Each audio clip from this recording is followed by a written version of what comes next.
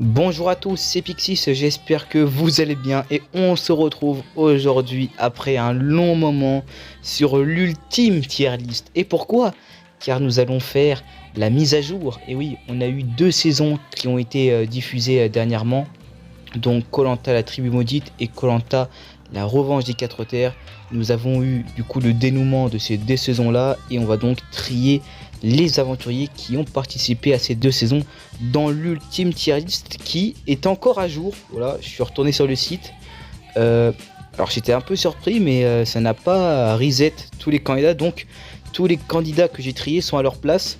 Ce qui m'a beaucoup étonné, mais c'est encore mieux, donc on pourra donc greffer les nouveaux aventuriers que je vais juger subjectivement forcément dans cette ultime tier list. Et voilà, on aura quand même le visuel avec tous les autres aventuriers, ce qui est quand même plutôt pas mal.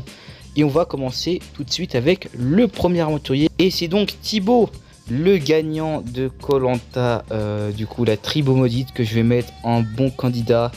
Franchement, un gagnant qui est pour moi pas forcément horrible, mais qui va pas marquer complètement les esprits. Ça reste un joueur plutôt simple, qui a forcément joué avec la stratégie du Pagonjin, qui était beaucoup présent en fin de saison dans ce koh là.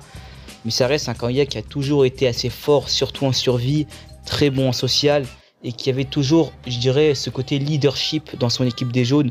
Je me souviens de quelques moments où, quand son équipe des jaunes, je dirais, hésitait un petit peu au niveau des alliances, il était toujours là à consolider son équipe jaune pour aller le plus loin possible avec cette dernière, ce qui nous a pas forcément donné une fin de saison ultra mémorable avec voilà, des conseils assez prévisibles, mais en soi il a assez bien joué, même s'il n'a pas forcément été un monstre au niveau des épreuves. Il en a gagné très peu, et les seules épreuves qu'il gagne, c'est vrai qu'il a été plutôt avantagé, mais c'est donc dû aussi à un bon social. Mais voilà, encore une fois, le fait que Thibaut avait un excellent social, Charlotte l'a même désigné pour le faire gagner carrément. Donc je ne le détestais pas, mais je vais pas dire que j'étais à fond derrière lui quand même. Et on va enchaîner ensuite avec la prochaine candidate, et c'est Johanna de koh la revanche des quatre terres. Alors peut-être que je vais vous surprendre, mais je vais la mettre dans cette catégorie de très bons candidats. Clairement une très bonne aventurière de koh. Elle m'a clairement beaucoup surpris avec cet aspect vilain, stratège. Je pensais pas qu'elle allait avoir ce rôle là. Moi je pensais vraiment qu'elle allait être un peu pro-mérite, surtout quand j'avais vu son portrait un peu de sportif de haut niveau. Clairement elle a pris je dirais le monopole du côté vilain dans la saison. Elle a vraiment eu des interventions je dirais assez crues. On voyait que c'est une candidate qui mâchait pas ses mots, et franchement ça faisait du bien avec un casting comme celui de cette saison, qui était clairement, on va le dire, assez lisse, même si il y avait quand même des candidats assez intéressants qui avaient beaucoup de caractère, mais finalement c'est pas ceux qui vont le plus loin, ce qui est assez dommage d'ailleurs. Mais Johanna m'a clairement surpris, et j'ai beaucoup aimé ses interventions, ses stratégies, hein. Elle était vraiment prête à tout au niveau des stratégies, mais c'est vrai que peut-être en faire trop, elle s'est un peu brûlé les ailes, surtout du coup à l'épisode de sa sortie, où elle s'est un peu retournée contre même sa propre tribu, enfin sa propre alliance, excusez-moi, du classico entre les sudistes et les nordistes. Malheureusement c'est une élimination assez prévisible, mais ça reste une candidate qui m'a beaucoup marqué, et franchement s'il y a un All-Star, elle ferait partie des premières que j'ai sélectionnerais au niveau féminin de ces dernières années. Et on va donc enchaîner ensuite avec Cassandre de koh la tribu maudite, que je vais mettre un cran en dessous, au même niveau que Thibaut, en bonne candidate. Franchement c'est dommage, car c'est une candidate qui au début partait comme une candidate que j'allais mettre dans la case au-dessus, dans les très bons candidats, mais pour moi en fin d'aventure elle m'a pas du tout convaincu, voire même elle a commencé à m'énerver. J'ai trouvé qu'elle commençait trop à dépendre de Hugo. Voilà, c'est vrai qu'elle faisait beaucoup de lèche à Hugo, ce qui commençait à faire un peu trop à la fin, je trouve, même si c'est une candidate qui honnêtement m'a plutôt plu, on va dire, durant une bonne partie de la saison. Je trouvais qu'elle était assez sympathique, elle avait un côté assez solaire, assez mignonne, hein, voilà, assez gentil. Mais c'est vrai que ça commençait à m'agacer à la fin, ce côté où elle se met vraiment en arrière-plan en disant ouais, Hugo c'est le meilleur, c'est le maître, il m'a donné son collier, il mérite de gagner, éliminez-moi à la place de Hugo. Je trouvais que ça faisait un peu trop, et puis même malheureusement on a vu que c'était une candidate qui avait un plafond de verre. On n'avait pas l'impression qu'elle était prête à tout pour aller au bout au niveau stratégie surtout, hein. Il y avait vraiment une impasse dans les derniers épisodes de cette saison qui partait vraiment comme un Pagonjin et on n'avait pas l'impression qu'elle se donnait à fond pour, je dirais, régler un peu ce problème-là. Et puis c'est un peu dommage car elle avait quand même des belles performances dans les épreuves, notamment elle a gagné le parcours du combattant féminin. Franchement, c'est plutôt surprenant quand tu as des Sophia, des Charlotte en face. Moi, honnêtement, ça m'a plutôt surpris, mais ça reste une bonne candidate de ces dernières années que j'aimerais également revoir dans un All-Star. Niveau féminin, ça serait vraiment un bon profil.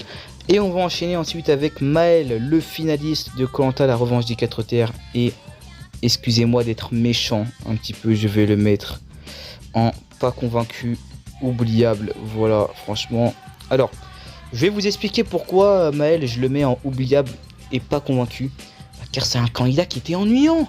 Franchement, Maël est l'un des candidats qui m'a le plus ennuyé de l'histoire de Koh-Lanta. Franchement, je n'abuse pas. Voilà.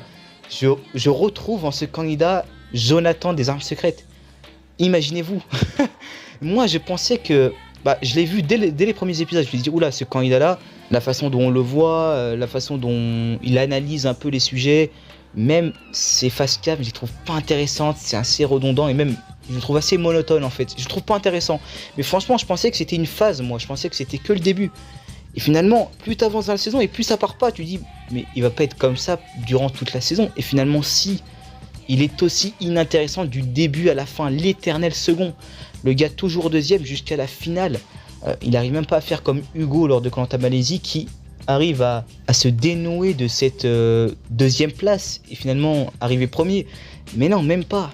Toujours deuxième et franchement, c'est un candidat que je vais clairement oublier dans quelques années. C'est un candidat qui n'est pas marquant et c'est tellement dommage car il avait quand même, je pense, une vision assez stratégique. Je pense que c'était vraiment un fan de Koh-Lanta.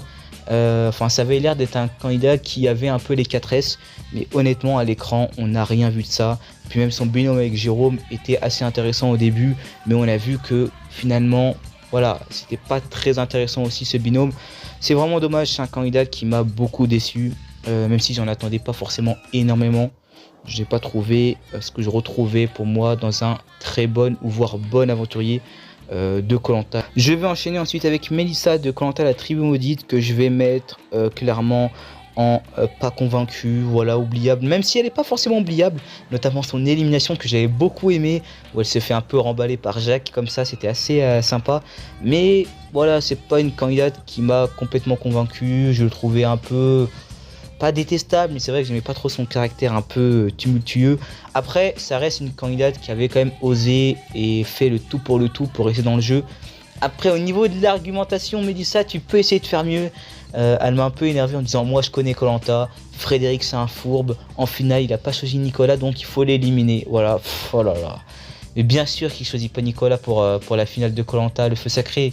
Il va se faire démolir s'il choisit Nicolas, jamais il gagne. Il aurait même pas été dans ton Koh-Lanta s'il avait choisi Nicolas.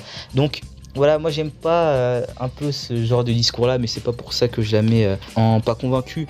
C'est plus parce que c'est pas une candidate que j'ai adorée et puis forcément elle fait pas un parcours aussi mémorable. Elle faisait partie du coup des bannis, ou je ne sais pas quoi, mais bref, elle était dans la tribu maudite.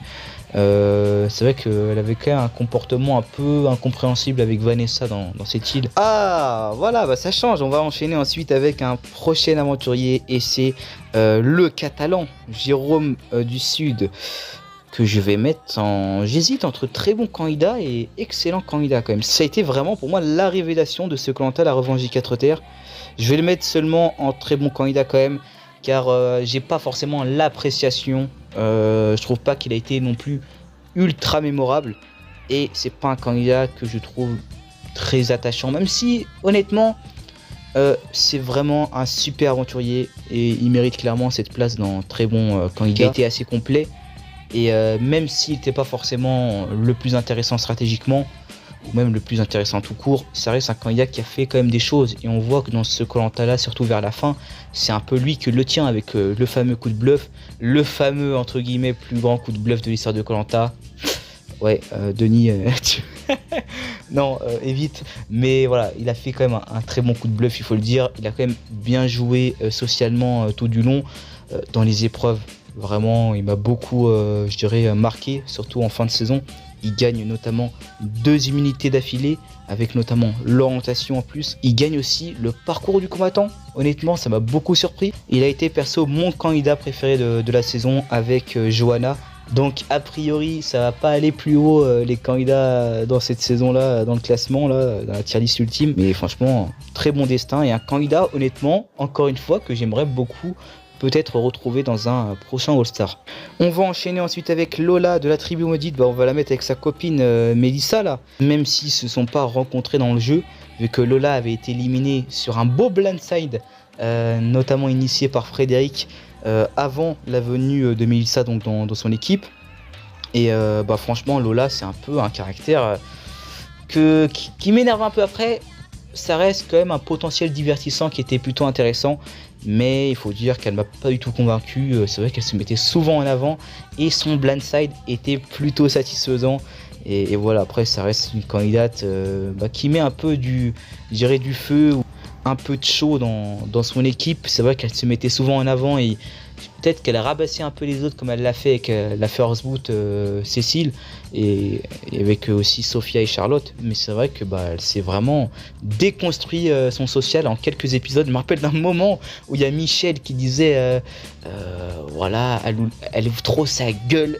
Il avait dit ça en interview. J'ai dit wesh, ah ouais, le mec il parle comme ça, il s'en fout quoi. Ils ont laissé ça au montage, ça m'a fait marrer.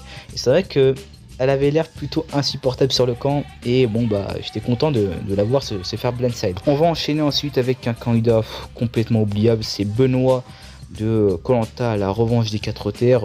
Voilà, candidat qui pas bon franchement. Notamment je pensais moi qu'il allait abandonner.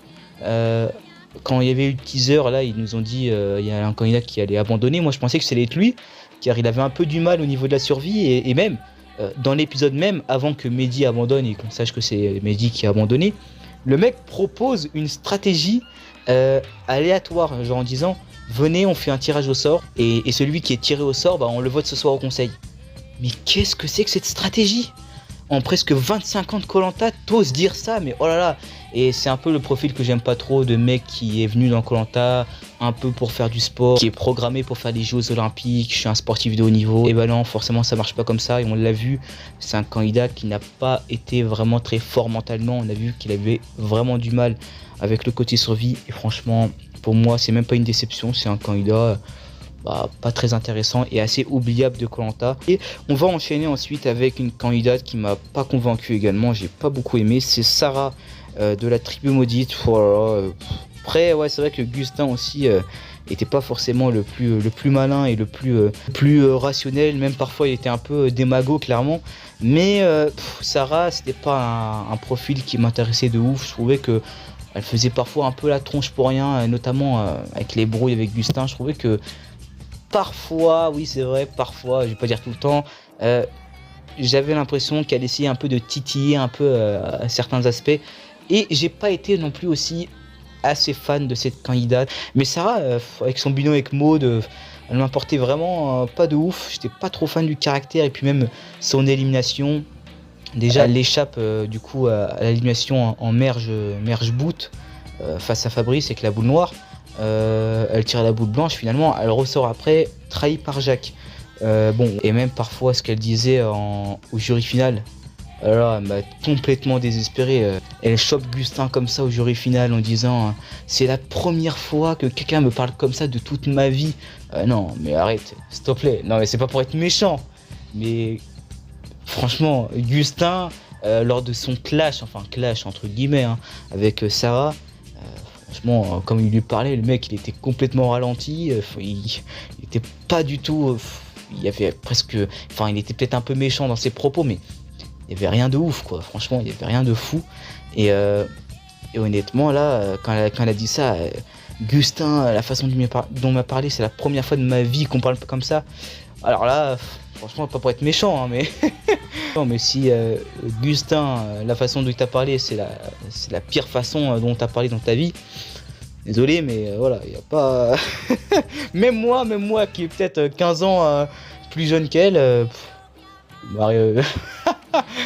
quelqu'un qui me parle, quelqu'un comme Gustin qui me dit ça, moi j'en ai complètement rien à foutre quoi. Et on m'a déjà parlé bien pire dans ma vie quoi. Enfin, j'espère pour elle que c'était de l'exagération, car franchement, sinon ça fait peur quoi. Bref, je change, car là on parle de la vie réelle et non de Koh Lanta. Bref, Sarah n'a pas été une candidate qui m'a apporté beaucoup. Je pense que vous avez compris maintenant. On va enchaîner ensuite avec l'alter ego. Gustin, bah je vais le mettre à côté de Sarah, allez, pour la blague. Ouais, non, Gustin était un candidat pas terrible quoi. Il m'a pas complètement convaincu, il faut dire. Mais au moins. Il a eu le mérite d'être un peu plus drôle et vraiment plus marquant que Sarah. Voilà, je vais le mettre dans la catégorie pas convaincu, car pour moi il a pas les épaules pour être un bon candidat. Mais il m'a quand même plutôt fait rire. Mais c'est pas un bon candidat pour moi. Pas assez, il m'a pas assez fait rire pour m'avoir complètement marqué. Mais c'est vrai aussi que son retournement de situation a beaucoup marqué les esprits, de s'être retourné contre les rouges. Être allé avec les jaunes, c'est vrai que ça a donné clairement un peu de peps à la saison, même si ça l'a pas donné dans le bon sens malheureusement. Et en plus, voilà, Cassandre joue son collier, enfin Hugo joue le collier pour Cassandre, donc pas forcément le meilleur coup, car un mec comme Gustin, mais il était complètement détesté, surtout par son ancienne tribu rouge. C'est un candidat qui a fait beaucoup jaser, c'est vrai, et je peux le comprendre car il était pas très convaincant, c'est vrai. Surtout dans ses propos, dans ce qu'il disait et dans ce qu'il faisait aussi. C'était un candidat qui était très très feignant sur le camp, qui faisait pas grand chose, même si au niveau de la cuisine c'était peut-être l'un des meilleurs cuisiniers qu'on a eu dans Koh Lanta. Franchement, sans déconner, hein, c'était un très bon cuisinier. Il avait fait des astuces qu'on n'avait pas beaucoup vues dans Koh Lanta, notamment l'astuce du sel. Franchement, c'est pas commun, hein, notamment aussi avec des garçons. C'est généralement souvent des femmes qui sont assez forts au niveau de la cuisine, notamment Kumba, hein, qui a été très connu pour cette capacité là, mais c'est vrai que Gustin m'a beaucoup étonné. Franchement, ça a été quand même un bon cuistot dans cette saison. Mais bon, c'est vrai que voilà, il a eu quelques défauts, beaucoup de défauts notamment, qui fait que je le mets en pas convaincu. Mais quand même, je l'ai trouvé qu'il était plutôt marrant à quelques moments, un peu comme Jeff, mais voilà, pas assez convaincant à mon goût. Et on va enchaîner ensuite avec le prochain candidat que je vais mettre forcément inoubliable, c'est assez triste, c'est Alan. Franchement, Alan qui a réussi à être moins mémorable que Marjorie, sa mère, hein, quand même. Hein. Franchement, moi, tu me dis Alan, Marjorie, franchement, j'ai plus de choses à dire sur Marjorie, qui est pas forcément de base une candidate super intéressante, que sur Alan. Mais le pauvre, ce n'est pas de sa faute, quoi. Il n'a pas eu de chance, clairement. Il a été éliminé à l'épisode 2 sur une blessure à l'épaule, donc sur forfait médical. C'est assez triste pour lui, car c'était vraiment parti pour être vraiment le gros profil masculin de la saison, quoi, en étant le gros profil sportif du Nord, et c'est vraiment dommage qu'il parte comme ça, quoi. Franchement, c'est dommage car c'est un candidat que j'aurais vraiment aimé voir aller plus loin. J'aurais vraiment kiffé voir ce qu'il valait. Je sais pas s'il allait être stratège, s'il allait être complet, s'il allait être un peu comme par exemple François du Totem Maudit. Voilà, ce genre de profil. Honnêtement, j'avais un doute. Je savais pas trop comment me situer avec ce candidat-là. Est-ce que ça allait être seulement le gros sportif de l'équipe qui n'a pas forcément une vision stratégique? Franchement, j'avais des choses, j'avais des questions avec ce candidat. Finalement, j'ai pas trouvé mes réponses. Il a été éliminé trop tôt, malheureusement. Et c'est vraiment dommage pour un candidat de cette envergure-là. Et surtout, c'était la première fois qu'on avait le fils, surtout un membre de la famille d'un autre aventurier d'une autre saison. Donc c'était assez intéressant de base, même avant d'avoir vu la saison. Donc c'est vrai qu'il est malheureusement très oubliable, quoi. On va enchaîner ensuite avec Céline de Koh Lanta, la revanche des 4 terres, la final boot de cette saison. Éliminée aux portes de la finale. Une élimination qui m'a beaucoup surpris. Et je la mets donc en bonne candidate. Candidate en vrai qui était plutôt sympa. Franchement, moi j'aimais bien. Je trouvais qu'elle avait quand même un beau binôme avec Gaël. Céline, ça restait une candidate qui avait quand même un assez contrôle durant toute la saison. Et c'est vrai que la voir se faire vendre aux portes de la finale comme ça par Jérôme Catalan, purée, ça m'a surpris, quoi. Moi j'étais surpris. Est-ce que j'étais le seul? Je sais pas, mais ça m'a surpris car c'est vrai qu'elle tenait un peu le jeu avec ce collier sud. Mais c'était pas forcément une manipulation assez fourbe, c'était plus, je pense, au niveau de s'assurer la finale. Et finalement, ça s'est complètement retourné contre elle, car avec le coup de bluff de Jérôme, plus les 2 immunités qu'il gagne depuis qu'il était en extrême danger, ça a fait que Jérôme il s'est dit, voilà, je vais éliminer clairement Céline qui me fait pas forcément à 100% confiance en me donnant pas directement le collier avant l'immunité. Donc elle a fait malheureusement une erreur stratégique, mais on peut pas trop l'en vouloir car le fait de tenir Jérôme comme ça par le bout du nez avec ce collier, c'était quand même une belle stratégie de s'assurer le carré final. Et moi je pensais que Jérôme n'allait pas avoir les couilles clairement de vendre une verte pour se mettre à dos clairement tous les verts du jury final. Alors que si tu aurais éliminé du coup un orange, c'est vrai que voilà, tu te serais moins mis à dos les oranges car il y aurait eu moins ce truc de la promesse. Et voilà, c'est vrai que ça m'a plutôt surpris. Après en général c'était une candidate qui était plutôt complète, hein, voilà, elle avait quand même les 4S et voilà, elle avait quand même été vraiment dans l'alliance majoritaire avec ce clan d'Est-Ouest. Et vraiment son élimination fait partie des moments les plus intéressants de la saison, donc c'est pas forcément rien. Et avant de enchaîner, je viens de remarquer un truc, mais voilà, Frédéric, franchement je sais pas ce qu'il fout là. Je vais le redescendre d'un cran, honnêtement, pour moi il a pas sa place, un excellent candidat. Je pense que j'ai un peu fumé de je sais pas quoi, mais il est pas du tout à sa place. Et même quand je regarde Christelle, ouais non, Christelle aussi, hein, c'est pas au même niveau que des Patrick 2007, que des Meissa, ou encore comme des Maxime de la guerre des chefs pour moi. Donc ouais, je sais pas ce qui m'a pris, donc voilà, je fais des petites rectifications. Et également, avant de continuer, concernant Hugo et Frédéric, je vais les laisser à la même place, même s'ils ont participé à Koh-Lanta la tribu maudite. Pour moi, ils n'ont pas fait des performances qui fait que je les grimpe un peu plus dans le classement, ou voir des performances qui fait que je les descende un peu plus, donc je les laisse à leur place. Et on va enchaîner ensuite avec Adrien de Koh-Lanta, la revanche des 4 terres, que je vais mettre en très bon candidat, franchement, ultra marrant. Très très drôle, il s'est malheureusement fait avoir par la stratégie lors du conseil de la merge, hein, le premier de la réunification. Il a été complètement berné par l'équipe des rouges, hein, voilà, qui s'est un peu assemblée avec l'Est et l'Ouest pour notamment éliminer les sudistes, et il en a été la première victime alors que c'était un personnage haut en couleur clairement, et franchement il nous a donné beaucoup de divertissement. Moi il m'a fait marrer complètement. La vidéo où je vous parlais des candidats qui me le faisaient le plus rire, je l'aurais intégré si la saison était terminée et si on avait vu son élimination, car c'était vraiment un candidat qui était trop drôle, et surtout en début de jeu avec les clashs avec Naïs, ou quand il fait le guignol là dans le bateau là, enfin pour le radeau avec son vide, ses grimaces et tout, poussé d'Archimède et tout, le gars il est complètement à côté de la plaque. Il était ultra marrant et en plus assez fort dans les épreuves. Moi franchement c'est un genre de candidat que j'aimerais beaucoup revoir une nouvelle fois dans un All-Star. Honnêtement, même si c'est pas 2 saisons qui sont excellentes, il reste quand même des profils assez intéressants à retrouver pour de prochains Koh-Lanta. Mais malheureusement, parti trop tôt, le Adrien, il aurait facilement grimpé quelques places s'il était vraiment l'un des personnages tout principal de la saison, qui serait allé au bout. Il aurait même pu aller dans excellent candidat, tellement j'ai accroché avec ce candidat qui au début me faisait plus marrer qu'autre chose, mais franchement j'ai pris l'attachement avec ce personnage, et je pense que beaucoup de fans ont beaucoup accroché aussi. Et on va enchaîner ensuite avec Ilyes, l'ingénieur, l'étudiant ingénieur de la tribu maudite, que je vais mettre en très bon candidat aux côtés d'Adrien. Un excellent aventurier, mais pas pour moi au niveau de la case d'au-dessus, et c'est un peu dommage car pour moi il manque un peu certaines choses pour grimper un peu plus dans le classement.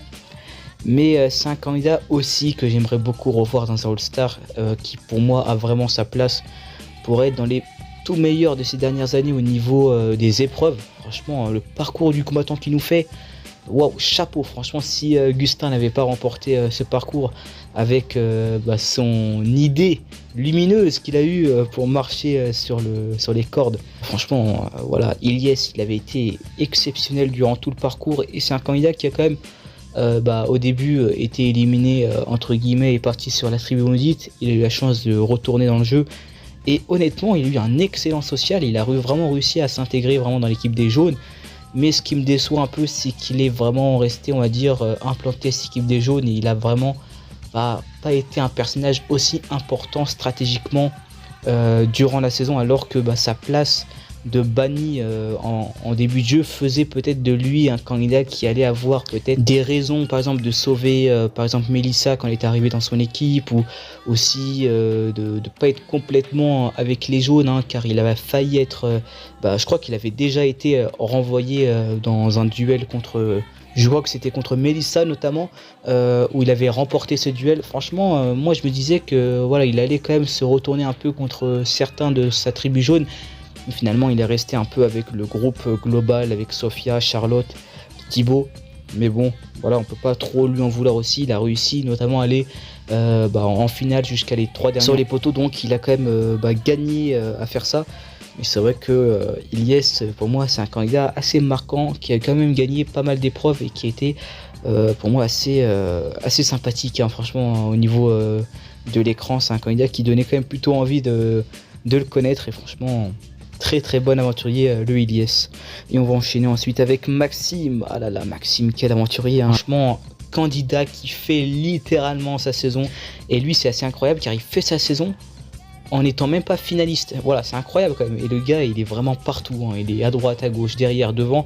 Et franchement, il te fait tous les coups marquants de la saison. Il te blindside Louise. Il se venge sur Pierre-Marie au binôme. Il te fait chanter un peu tout le monde. Voilà, il fait vraiment le gars qui est au centre des stratégies. Personne ne sait vraiment quel camp il va choisir. Même Gaël, quand elle joue son collier pour rien, voilà, elle l'engueule un petit peu, enfin, lui faisant la leçon en disant ouais, mais pourquoi tu m'as pas prévenu, voilà, maintenant j'ai joué mon collier pour rien. Le gars, franchement, il en avait complètement rien à foutre. Et honnêtement, c'était ultra divertissant à suivre. Et son élimination aux ambassadeurs, mais super drôle aussi là, quand il commence à se vénère contre un arbre. Franchement, je m'y attendais pas. C'est vrai qu'il s'était quand même fait vendre assez salement. Et n'oublions pas que Maxime, dans les épreuves, c'était quand même un excellent compétiteur, hein. Il était super fort. Il en avait gagné quand même pas mal. Je crois qu'il en avait gagné 3. Et enfin, pas mal. Voilà, c'est quand même plutôt sympa. Et en général, il était plutôt bien placé. Même s'il s'est fait éliminer sur une épreuve éliminatoire. Voilà, certes. Mais voilà, et surtout en dégustation. Je crois que c'est le meilleur candidat qui est disputé à la dégustation de l'histoire de Koh-Lanta. Franchement, c'était pas mal comme performance. Le mec était vraiment incroyable. Et notamment dans cet épisode des binômes, il gagne humilité et confort. Et franchement, gros personnage de l'histoire de Koh-Lanta, de l'histoire récente. Enfin, gros personnage de l'histoire de Koh-Lanta. Vous allez me cracher dessus, hein, je me suis trompé. Je veux dire, gros personnage plutôt de ces dernières années. Voilà, il faut le dire. Et encore une fois, candidat que j'aimerais beaucoup revoir dans un All-Star. Voilà, honnêtement, il y a quand même pas mal de candidats qui sont intéressants à revoir. Et Maxime en fait partie, clairement. Et on va enchaîner ensuite avec un candidat, mais fiasco, clairement. Je le mets tout en bas de la liste de ces aventuriers de l'histoire de Koh-Lanta. C'est Alexandre, le soi-disant stratège foireux de Koh-Lanta, la tribu maudite. Pour moi, tu vas vraiment au fond du fond de la liste. Honnêtement, candidat qui m'énerve, parce qu'il est là, il fait le grand stratège, il fait le motiver pour participer à Koh-Lanta. Finalement, le gars abandonne. Clairement, et ce qui est le pire, c'est qu'il abandonne devant Vanessa et Nathanaël, qui ont été éliminés sur une épreuve éliminatoire injustement, notamment à cause de la production. Et t'as lui qui abandonne derrière. Ça m'intéresse plus. En plus, c'était un stratège, mais pas bon, quoi. Franchement, il vient devant Hugo, je veux t'éliminer. Et pourtant, honnêtement, au début, je me disais, quand même, c'est peut-être de ces dernières années l'un des plus intéressants à suivre. Et puis le mec abandonne. Il échappe à l'élimination lors du conseil surprise avec Marie, notamment Marie se fait éliminer injustement, il faut le dire. Et lui, derrière, il abandonne, alors qu'il n'y avait plus aucun conseil pour les rouges. Enfin, c'est incroyable, quoi, de se jeter du bus, clairement, de la réunification. Il aurait continué comme ça, il aurait atteint la réunification assez facilement. Il aurait pu faire tellement de choses en tant que stratège de Koh-Lanta. Mais bon, franchement, ça commence à m'énerver de voir des stratèges comme ça. C'est des soi-disant stratèges qui se vantent en interview ou même dans leur portrait, alors qu'ils ne font rien.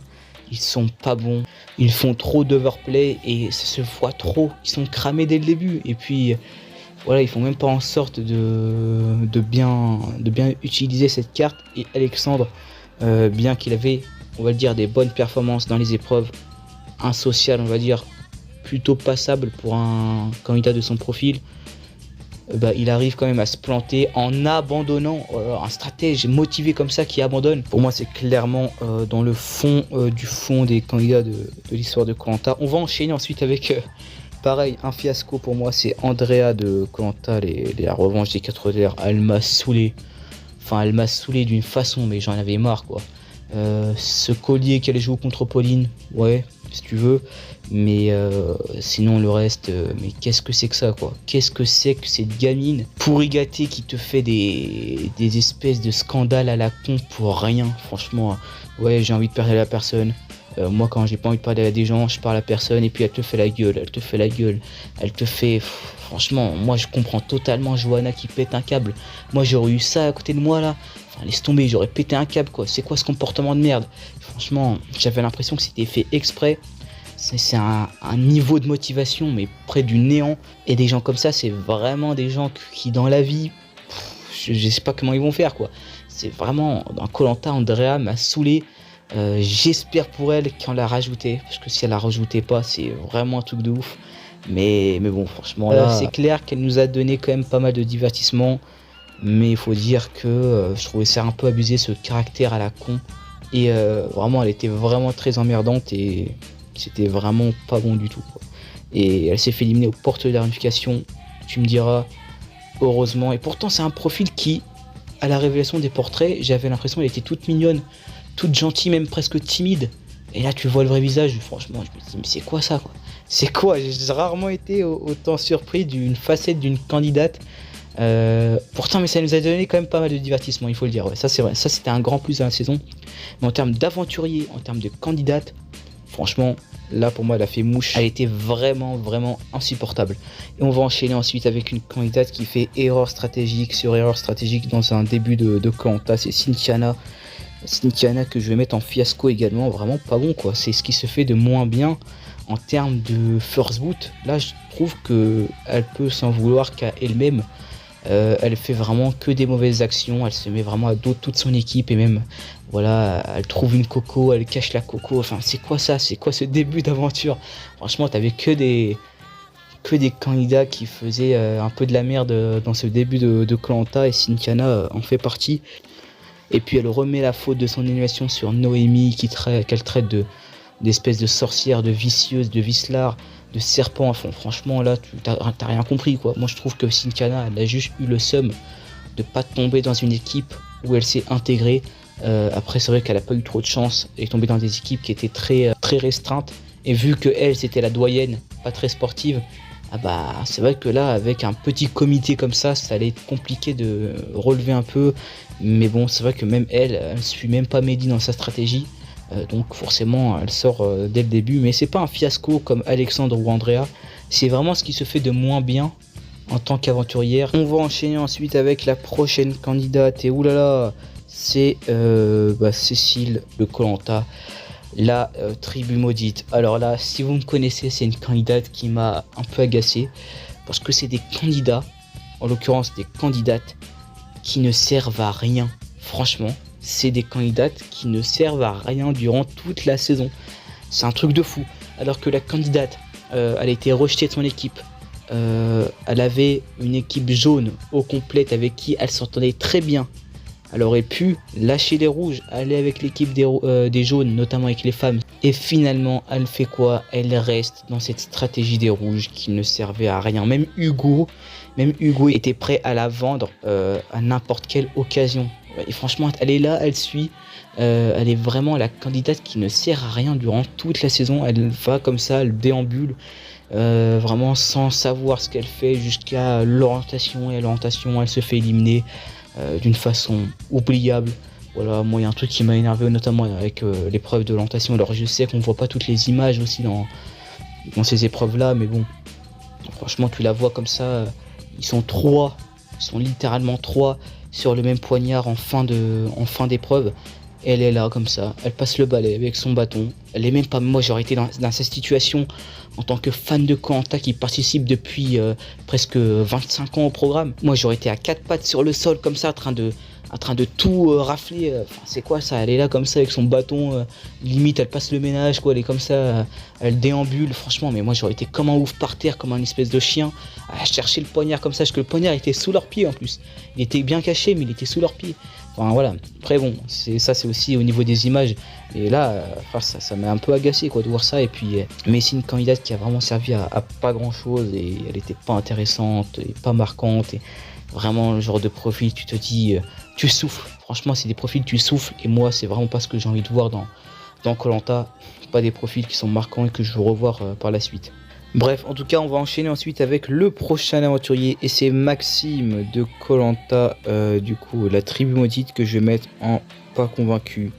Franchement, alors peut-être que je peux paraître un peu dur avec cet aventurier, mais franchement, il m'a tout simplement pas convaincu et déçu, surtout lors de son élimination. Mais même ce qu'il a fait avant, cette déception de pas sortir ce collier, ça n'a pas été super convaincant en fait. Moi, je m'attendais un peu à un profil, c'est-à-dire un peu stratège ou opportuniste. Pour le coup, on n'a rien vu de ça, mis à part quelques petits plans qui nous donnait clairement espoir d'un potentiel personnage très stratégique et important, avec notamment sa discussion qu'il avait eue avec Frédéric, donc le chef de l'équipe adverse. J'avais adoré ça, et franchement, quand je vois ce qu'il fait après, c'est-à-dire qu'il reste finalement avec les rouges et qu'il tente pas forcément des prises de risque, je trouve que c'est pas forcément fameux par le résultat surtout de son aventure. On n'a pas, je trouve, un aventurier qui ose faire des choses. L'image d'un fan de koh quoi. Franchement, moi on me disait ouais, Maxime c'est un fan de koh, voilà, il est clairement dans l'univers clairement des fans hardcore de niveau stratégie. Franchement, je suis clairement déçu de ce personnage, et surtout même au niveau divertissement, clairement c'est pas le premier choix. Il était vraiment en retrait. Après, peut-être que sa sortie un peu honteuse avec le collier, je dirais, biaise un peu mon avis. Je ne sais pas. On va enchaîner ensuite avec une prochaine aventurière, et c'est Romane de koh. Du coup, la revanche des 4 terres, que je vais mettre également en pas convaincu, ou plutôt oubliable. Pourtant, c'était une aventurière qui me paraissait plutôt, je dirais, une des personnes qui allait aller loin dans le jeu. J'avais l'impression qu'elle avait un peu le montage de je dirais la Benjamine, qui était un peu fan du programme. De la première édition des 4 terres, on avait vraiment l'impression qu'elle était, je dirais, passionnée par le concept de la saison. Elle était vraiment fan de sa région, mais franchement, c'est vrai qu'une sortie, mais vraiment, ça devait faire mal, hein. Je ne m'y attendais pas, et je pense qu'elle s'y attendait pas aussi. Noémie qui traverse du coup les mailles du filet, et elle qui se fait gerter alors qu'elle était gérée un peu dans le trio avec Jérôme, Deslandes et Maël. C'est vrai que c'était une sortie assez brutale lors d'un conseil surprise. Elle a malheureusement fait partie d'une équipe un peu de losers, hein, les Oranges dans cette saison. Ils étaient pas bons, mais bon, après finalement les 3 autres sont arrivés vraiment, je dirais, dans les 7 derniers, donc c'est quand même plutôt un bel exploit. Mais c'est vrai que pour Romane, c'est une aventure un peu oubliable malheureusement. On va enchaîner ensuite avec la prochaine candidate, et en parlant d'oubliable, franchement, Maud clairement de la tribu maudite. Franchement, c'est pas pour être méchant, mais qu'est-ce que vous voulez que je vous dise de plus sur elle? On l'a absolument pas vue durant toute la saison. On va enchaîner ensuite avec la prochaine candidate, et c'est Charlotte, du coup la finaliste de koh, la tribu maudite. Je remarque que j'ai pas beaucoup aimé les candidats de cette saison. Franchement, Charlotte, que je vais mettre en pas convaincu. Franchement, une candidate qui a eu le don de m'agacer. J'étais pas forcément ultra vénère tout le temps contre elle, mais c'est une candidate qui m'importait vraiment que dalle, quoi. J'aimais pas son binôme avec Sophia, j'aimais pas son comportement. Surtout, j'ai l'impression qu'elle commençait à prendre la grosse tête au fur et à mesure de la saison, en ayant son ego qui gonfle, avec Denis qui l'a pompé un peu dès qu'elle faisait un petit exploit, qu'elle sortait un peu du lot. Franchement, je trouvais que c'était un peu une candidate qui... Voilà, moi j'étais pas fan de son caractère, et en plus... elle a eu 2 dimensions dans sa saison. Au début, elle était toujours là à se plaindre, elle disait tout le temps ouais, j'en ai marre, je subis mon aventure. Limite, on avait l'impression qu'elle avait envie d'abandonner carrément. Finalement, à la rééducation, certes, il y a une renaissance niveau sportif, et même franchement, pas pour casser la tête un peu en disant oui, Charlotte elle est un peu surcotée au niveau des épreuves. j'ai pas envie de dire ça, mais franchement, certes, elle gagne, je crois, 4, 5 épreuves carrément, je sais plus, mais elle gagne beaucoup d'épreuves. Mais bon, il y a 2 épreuves quand même, où notamment, il y a une épreuve de la boue qui se dispute que entre femmes, et moitié femme, moitié homme, donc Ilias gagne la partie homme, Charlotte gagne la partie femme. Forcément, c'est pas pareil que si tu disputais carrément contre tout le monde. Et je crois qu'il y avait une autre épreuve où c'est collectif, et donc elle avait remporté avec les autres. Je dirais que c'est un peu gonflé les statistiques de dire qu'elle a gagné autant d'épreuves, mais bref. Après, ça restait quand même un profil assez fort dans les épreuves de statique, notamment l'épreuve du paresseux. Elle m'a beaucoup surpris. Elle était quand même pas mal, c'est vrai. Mais franchement, dans les autres aspects du jeu, elle m'a pas trop convaincu. Et même niveau stratégie, quand elle fait un bon coup pour éliminer Frédéric, mais franchement, est-ce que c'était réellement un bon coup? J'ai l'impression que c'était juste un coup de revanche, car juste après, au lieu de continuer dans cette lancée là et d'être officiellement vraiment carré dans une alliance avec les femmes, finalement juste après ça ils font rien et ils restent cloisonnés dans leur pagonjin. Donc Charlotte, elle n'apporte pas grand chose à cette saison pour moi. Et puis même je trouve que le fait qu'elle choisit Thibaut en finale, j'ai l'impression qu'elle voulait littéralement lui donner la victoire, car face à Ilias ça aurait été moins dur de remporter la saison que face à Thibaut. J'avais l'impression qu'elle avait pas envie de donner la victoire à Ilias. J'avais entendu une interview comme quoi elle avait encore de l'animosité envers lui à cause de l'épreuve de l'orientation, et que c'était pour ça qu'elle avait choisi Thibaut. Franchement, c'est incroyable. J'espère que je me trompe, et j'espère que je me suis un peu j'ai mal compris cette interview là, mais bon, en tout cas, si c'est ça, vraiment n'importe quoi. Et puis franchement, je trouve que c'est pas une candidate qui m'apportait honnêtement, je dirais mon visionnage, c'est une candidate qui m'apportait très peu, qui franchement à la fin de la saison commençait à me saouler. Et moi je pensais que ça allait être la gagnante de la saison. On va enchaîner ensuite avec Christian, le brocanteur de Koh-Lanta, du coup la revanche des 4 terres. Et je pars avec un élan je dirais d'enthousiasme quand je vous parle de ce candidat, car je suis très content que Koh-Lanta ait finalement sélectionné ce genre de profil. Le gars est très âgé, je crois qu'il avait la soixantaine. C'est quand même pas mal comme profil. Moi j'ai été surpris.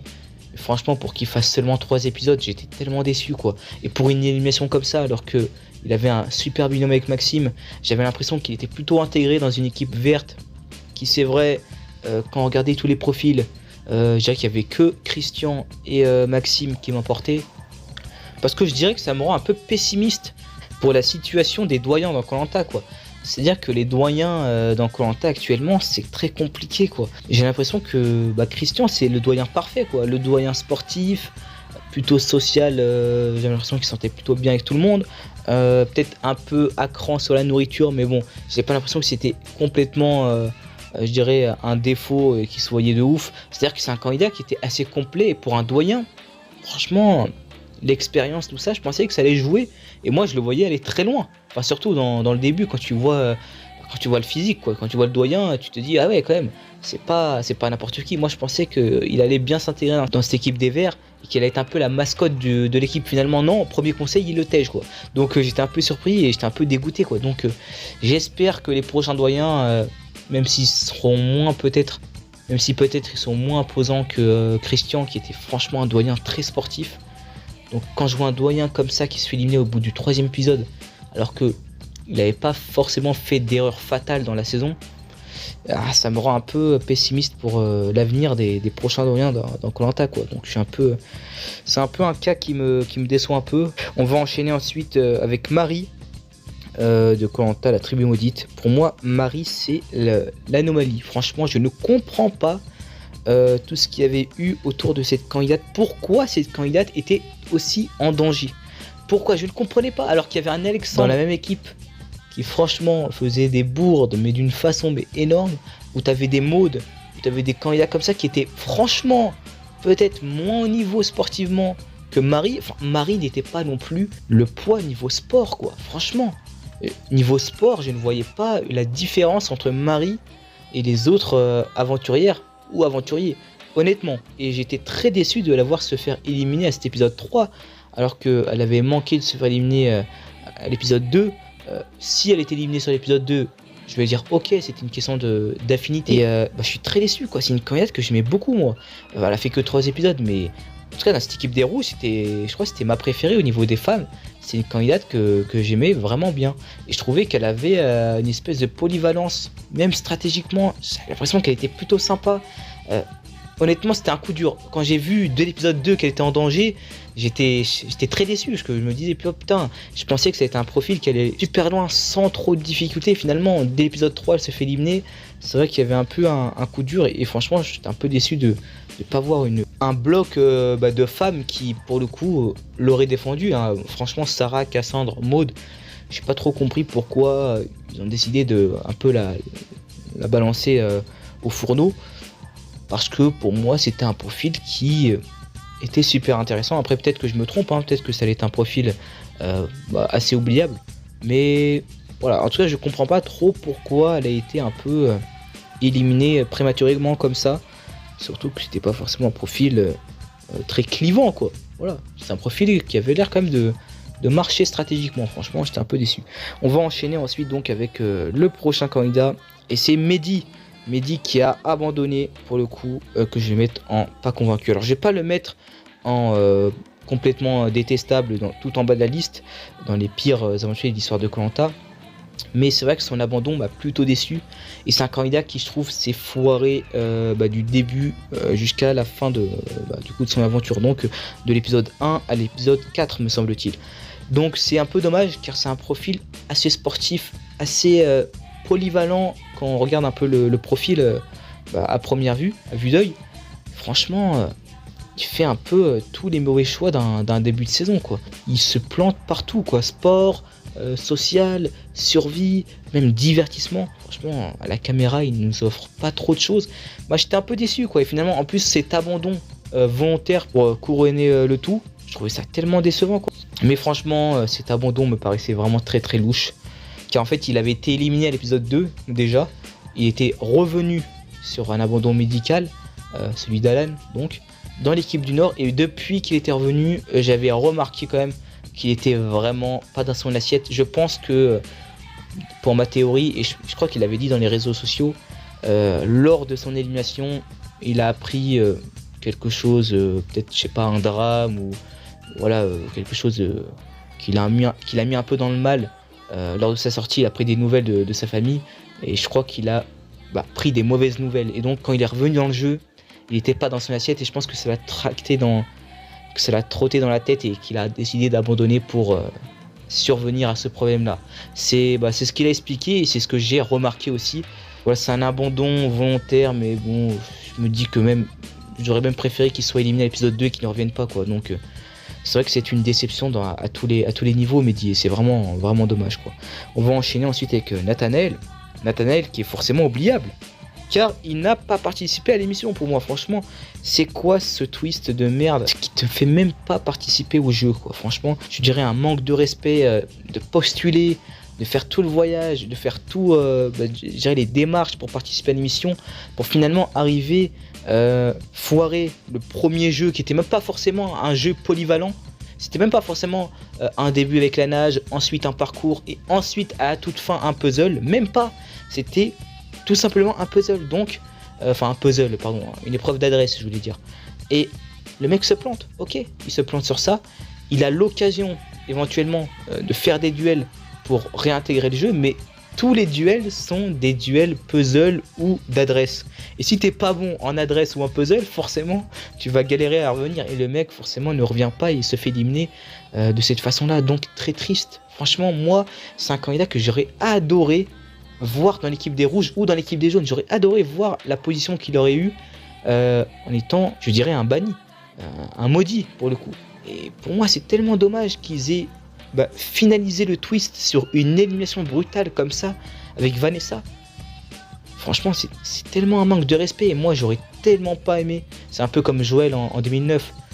C'est vrai qu'à une époque je disais ouais Joël pourquoi elle a mal pris comme ça. Je la comprends totalement. Tu arrives, tu fais tout le voyage.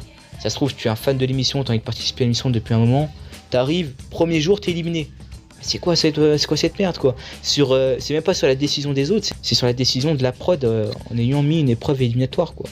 C'est tellement un tweet de mauvais goût qui avait l'air d'être pas mal, mais qui franchement se retrouve à créer des candidats qui n'ont qui ont fait 5 épisodes. En 5 épisodes, ils ont même pas vu, je dirais, un camp ni rouge, ni jaune, ni blanc. Ils ont rien vu, quoi. Ils ont fait un Koh-Lanta à blanc, quoi. Franchement, c'est tellement triste pour ce genre d'aventurier. C'est vraiment des... Je suis vraiment désolé pour lui, en tout cas. Je suis obligé de le mettre en oubliable. Car il a même pas participé à l'émission, pour moi. Il a même pas participé au jeu, quoi. Tellement triste. Et on va enchaîner ensuite avec le prochain candidat. Et c'est donc Frédéric de Koh-Lanta, la revanche des 4 terres, que je vais mettre en bon candidat.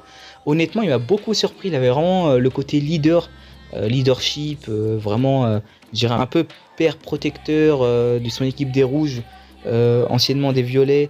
Je trouvais qu'il avait vraiment un aspect, je dirais, calme, olympien, qui, je dirais, prenait des décisions à froid et tout. Le mec était vraiment dans le contrôle. Et j'aurais adoré le voir un peu plus loin dans le jeu. Et cette blessure à l'épreuve du parcours du combattant. Mais franchement, c'est un candidat qui avait beaucoup de choses à prouver. Qui a quand même plutôt prouvé, je dirais, son côté très fort socialement, leader. Ce qui m'a plutôt étonné. Moi, je pensais honnêtement que Frédéric n'allait pas être autant, je dirais, rationnel. Pas être autant, je dirais, au centre de sa tribu. Je pensais même que ça allait être un peu le candidat un peu doyen sur le côté, ou même très rapidement en danger, un peu comme Nathalie de Koh-Lanta, les chasseurs d'immunité, un peu dans le même profil. Je pensais qu'elle allait être décalée par rapport à son équipe du Nord, qui était franchement assez jeune, quoi. Et pas du tout, même dans l'équipe des Rouges, où il y a beaucoup plus de jeunes que d'anciens, il a su un peu se renouveler et être vraiment un personnage très important. Vraiment dommage qu'il se blesse en début de réunif, et ça fait un peu de lui un candidat qu'on oublie un petit peu, mais franchement moi j'ai vraiment un très bon souvenir de lui, donc je le mets en bon candidat. On va enchaîner ensuite avec Jérôme Deslandes, que je vais mettre en bon candidat. Candidat plutôt sympathique, il faut le dire, hein, avec un passif de militaire. Moi j'aime bien quand ils prennent des candidats comme ça, un peu commando, un peu ancien militaire. Mais pour le coup, moi Jérôme Deslandes j'ai bien aimé, j'ai trouvé que c'était un bon candidat. Mais j'étais pas non plus un fan hardcore de lui, quoi. Je trouvais que il n'était pas forcément le profil qui m'intéressait le plus dans la saison. Pourtant au début c'était vraiment le personnage principal, notamment des Oranges, mais c'était vraiment un des personnages principaux de la saison. Mais j'ai l'impression que plus t'avances dans la saison, et plus il devenait, je dirais, un peu transparent, quoi. Il n'était pas forcément le plus intéressant quand il était dans son alliance, je dirais, Ouest-Est. C'est vrai qu'il s'est mis un peu en arrière-plan et on n'a plus trop vu comme dans les débuts.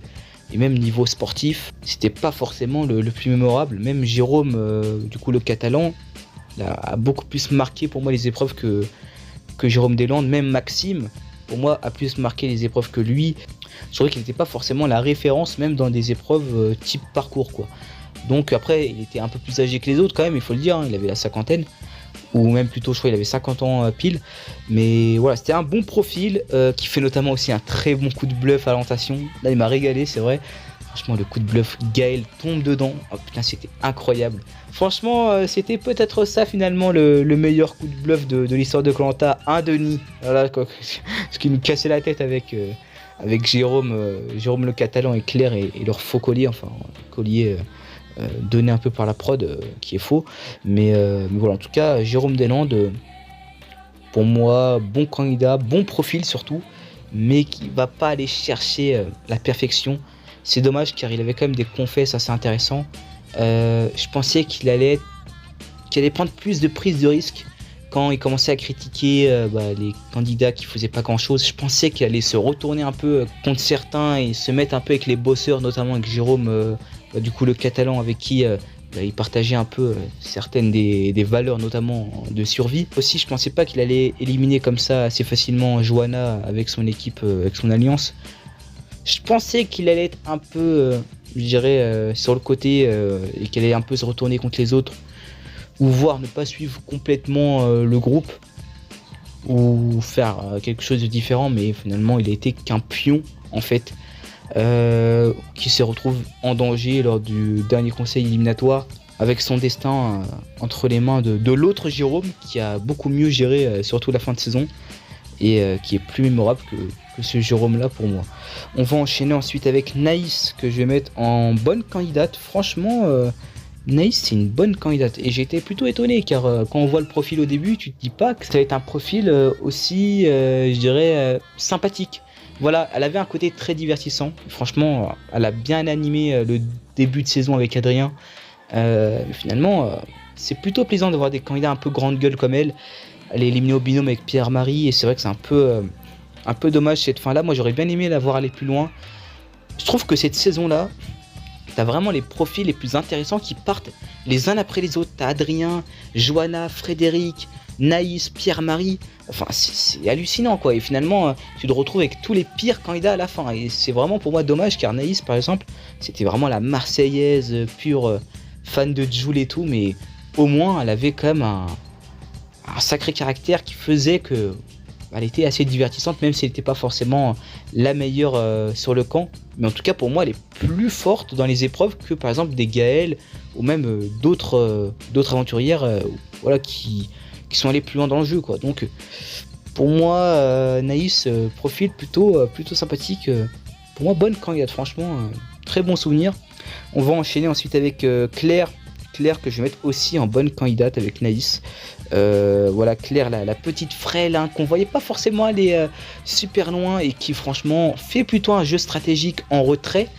Mais j'avais l'impression que depuis le début du jeu, elle avait un peu ces touches là de stratégie où elle disait toujours ouais, je vais mettre en retrait là-dessus, je vais faire ci, je vais faire ça.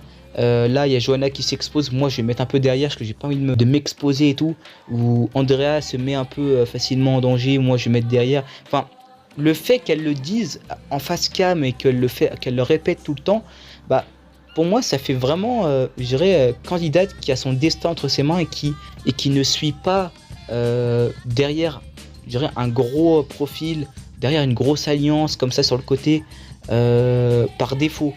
J'ai vraiment l'impression que c'est par choix et c'est parce qu'elle savait très bien que c'était le bon choix de faire ça. Bon, je sais pas si vous m'avez compris, mais en tout cas, c'est une candidate qui m'a beaucoup intéressé. C'était l'une de mes préférées de la saison. Et j'aimais bien son caractère, elle était super sympa, très simple. Et puis finalement, candidate qui retourne un peu le jeu, surtout en fin de saison avec ce collier, ce plus grand coup de bluff de l'histoire de Koh-Lanta avec Jérôme du Sud. Bien sûr, on s'entend avec les termes de Denis, mais ça reste quand même un super coup, voilà, il faut le dire. Et puis, pour moi, elle s'est quand même révélée, même mentalement. Franchement, mentalement, je trouvais que c'était une candidate qui avait vraiment du mental. Après, peut-être pas que c'était la plus intéressante, la plus divertissante, mais elle a rajouté, je dirais, une petite touche de surprise. Tu te dis, ah ouais, Claire, quand même, en début de saison, tu te dis pas, elle va aller aussi loin dans le jeu, franchement. Et voilà, pour moi, c'est peut-être le profil aussi le plus sympathique que j'ai retrouvé dans cette saison. C'est peut-être le profil qui me paraissait le plus simple. En fait, vraiment, c'est une femme pas du tout sportive qui, jeune mère de famille, qui franchement paraît vraiment pas mentale pour le coup. Quand tu la vois, même Jérôme Deslandes l'a défoncé un peu en pré-renif. Là, tu vois, au fur et à mesure, tu te dis, ah ouais, quand même, c'est quand même une candidate qui en a dans le crâne. On va enchaîner ensuite avec le prochain candidat, et c'est Jacques de Koh-Lanta. Du coup, la tribu me dit que je vais mettre seulement bon candidat, car c'est pas un candidat dont je raffole, clairement. Ça reste un bon profil, assez divertissant, assez intéressant, il faut dire, qui est éliminé à l'orientation, qui fait un bon parcours, pareil que Claire, on ne le voit pas aller finalement aussi loin dans le jeu. Il se révèle pas mal niveau survie, même niveau social aussi, même si on savait, je pense, dès le début qu'il allait être assez intégré. Pour le coup, c'est un bon profil, c'est un candidat qui, franchement, payait pas de mine au début et tu te dis, ah ouais, quand même, ça reste quand même un candidat qui fait pas mal de choses dans la saison. Après, ce qui me déçoit un peu avec Jacques, c'est qu'il a toujours été, franchement, on va le dire, intégré à cette équipe des jaunes, alors qu'il avait peut-être des occasions où il pouvait un peu, je dirais, se retourner contre certaines personnes. Bon, en tout cas, c'est pas un candidat dont j'ai été trop fan niveau personnalité et tout. Je trouvais qu'il en faisait un peu trop parfois et tout. J'étais pas trop fan, mais il faut dire que ça reste un profil assez marquant de ces dernières années. Je pense que ça serait intéressant de le revoir dans un All-Star. Je crois qu'il a quand même plutôt marqué une partie des viewers de Koh-Lanta. On va enchaîner ensuite avec Louise, que je vais mettre au même niveau. Ouais, pour moi, une bonne candidate qui se fait blindside. Et oui, très beau blindside. Franchement, voilà, Maxime qui se venge contre elle. Après, honnêtement, la réunion des ambassadeurs, c'est vrai que là, Louise, elle avait pas trop de choses à dire. Ils étaient 3 gars en face, elle était toute seule en mode, ah ouais, on va mettre Maxime, bah ok on va mettre Maxime, bah finalement Maxime se venge un peu bêtement il faut dire, mais ça reste quand même un beau coup, et ça fait quand même plaisir de voir Louise se faire éliminer à cette étape là, car pour moi c'était un profil un peu, je dirais, winner pick quoi, c'était un profil, tu te dis ah ouais ça va être vraiment la candidate, un peu la Candice de l'île au trésor de cette saison, au-dessus de la moyenne dans un domaine, cette fois-ci de la survie, même si niveau survie on n'a pas trop vu de ouf quand même, franchement quand j'y pense elle n'était pas forcément aussi présente que par exemple Gaëlle, elle était plus montrée, présente que Louise. Après Louise c'est vrai que niveau épreuve c'était peut-être la meilleure fille niveau épreuve de cette saison, elle était vraiment super forte et elle avait gagné quand même des épreuves assez classe, assez mythiques, même le parcours du combattant qui allait gagner du côté féminin, l'épreuve du coup du koala où elle montre quand même une belle force mentale. Après voilà, elle se fait blindside assez tôt, donc pour moi ça va pas plus haut que bonne candidate, mais en général les candidates de cette saison, candidats et candidates, j'ai pas forcément trop accroché, mais même la saison dernière, hein, les deux saisons là, les deux dernières saisons, franchement j'ai pas trop kiffé, et je crois que ça se ressent quand j'en parle, ça se ressent quand je les trie dans la tier list. Ils vont pas au-dessus de bons candidats en général. Et je galère même parfois à trop m'attarder dessus. Parce que franchement, c'est pas des candidats dont je raffole et dont j'ai forcément envie de parler pour la grande majorité. Et même Louise, par exemple, Louise c'est une bonne candidate, mais franchement, c'est pas un profil qui me marque de fou quoi. Là, ces deux derniers castings, ils m'ont pas complètement... je dirais transcendé. Pourtant c'est dommage, ça partait plutôt bien. Ces deux saisons là partaient plutôt bien au début, mais finalement elle a une fin, les deux ont une fin plutôt décevante où ça se termine même de la même façon à la fin. Donc un peu triste quoi. Donc ça fait un peu yesh quoi. On va enchaîner ensuite avec Pierre-Marie. Pareil, Pierre-Marie, bon candidat, franchement très sympathique, mais ça va pas plus haut. Pour moi c'est un bon candidat. Mais il va pas aller chercher le cran de très bon, et pourtant il aurait pu.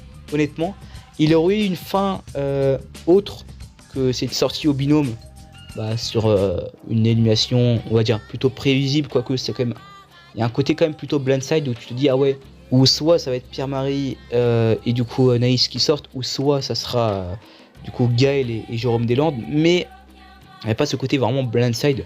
On pouvait peut-être s'y attendre avec Maxime qui était parti vraiment, qui était complètement en roue libre, c'est clair, mais c'est vrai que Pierre-Marie était peut-être le candidat le plus, je dirais, fan dans cette saison. C'est vrai qu'il avait ce côté, qu'il savait ce qu'il faisait quoi. On avait vraiment l'impression qu'il connaissait le programme, qu'il était implanté socialement, stratégiquement, au niveau de la survie, au niveau du sport, vraiment dans une équipe des Bleus où il était bien. Après peut-être qu'il s'est un peu, je dirais, mis à découvert avec ces deux réunions des ambassadeurs où il sacrifiait Maxime. Maxime, pas de bol pour lui, il revient, donc ça le met un peu plus dans la merde. Même si de base il était dans une sacrée merde aussi, parce que Adrien avait été sacrifié du coup à l'épisode du coup de la réunification, et donc lui était potentiellement dans les prochaines victimes. Donc en soi Maxime c'était un bien et un mal pour lui, et c'est un peu dommage car c'est un candidat qui, un peu comme Louise, il avait des bonnes performances dans les épreuves, un candidat qui m'a fait kiffer quand même. Je trouvais qu'il avait quand même des beaux confesses, on voyait une certaine aisance niveau jeu qui me plaisait franchement. Moi il m'a fait du bien Pierre-Marie, c'est un candidat, je me suis dit ah ouais c'est cool de voir ce genre de profil. Je pense que c'est des profils qui viendront de plus en plus que Koh-Lanta, je dirais vieilli. C'est-à-dire que Koh-Lanta existe depuis quand même pas mal de temps, 24 ans maintenant. Donc forcément voilà, t'auras des candidats qui connaîtront le jeu de mieux en mieux. Et Pierre-Marie est un parfait exemple. Après il se fait éliminer au binôme avec Naïs, un peu triste pour lui, et c'est vrai que cette sortie en mode un peu rageux, je dirais ça l'honore pas forcément, mais je dirais pas que ça le décrédibilise non plus. Maxime fait un peu n'importe quoi, donc un peu compréhensible sa réaction, mais bon, c'est vrai que c'est un peu dommage car pour moi quand tu sors comme ça au binôme d'une façon aussi où t'es pas forcément le personnage principal comme l'a été Jérôme Catalan, ça fait moins de toi un candidat super, je dirais super marquant. Ça a été un candidat marquant, mais pas autant que Jérôme Catalan par exemple. On va enchaîner ensuite avec le prochain candidat, et c'est Michel, que je vais mettre en bon candidat en vrai. Si je pète un peu un coup, je mets en bon candidat carrément, ouais. Moi franchement Michel j'ai bien aimé, hein. J'ai bien aimé. Après il y a une espèce d'abandon, on va dire déguisé, qui fait en sorte que ça ça pourrit un peu sa fin d'aventure qui notamment a duré que 5 épisodes, c'est vrai. Mais franchement, moi, Michel, c'est peut-être la bonne surprise de Koh-Lanta, la tribu maudite, au niveau de la primaire. Hein. C'était vraiment un candidat que je kiffais. Et je suis tellement déçu qu'il ait, entre guillemets, baissé un peu les bras.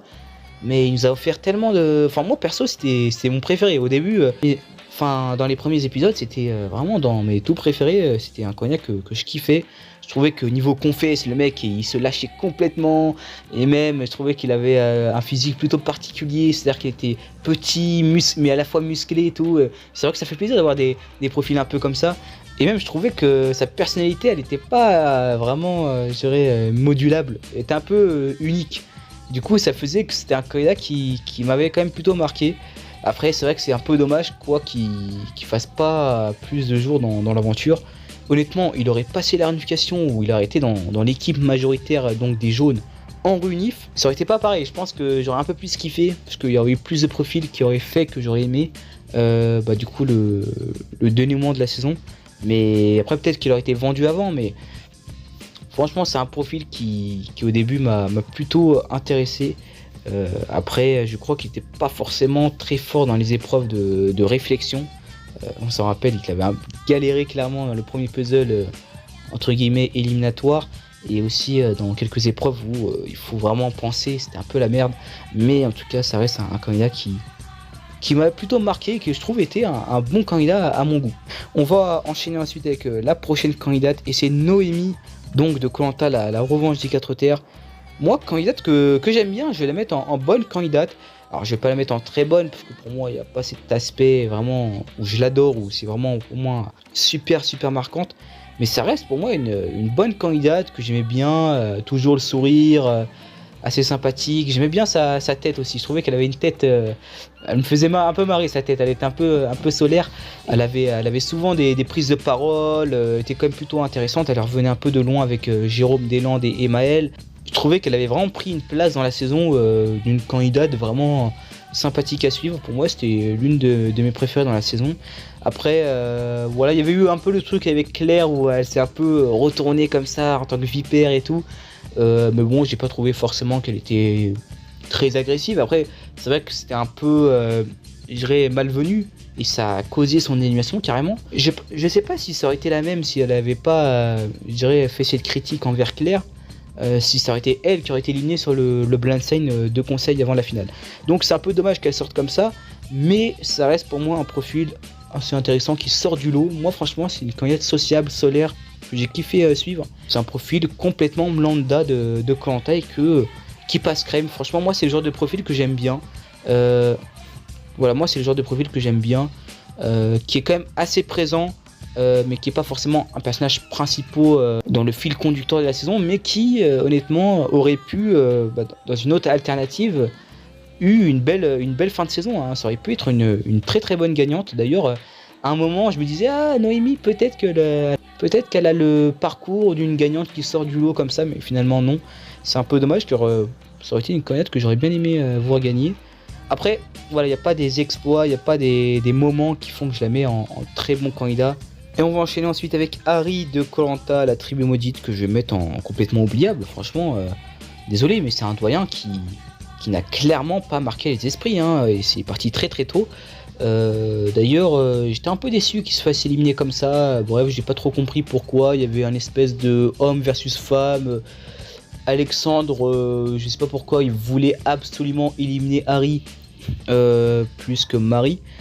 Pour le coup, après moi, comme je vous l'ai dit tout à l'heure, Marie c'était une candidate que j'aimais quand même pas mal. Donc l'un ou l'autre, j'étais un peu déçu du profil qui allait sortir aussitôt quoi.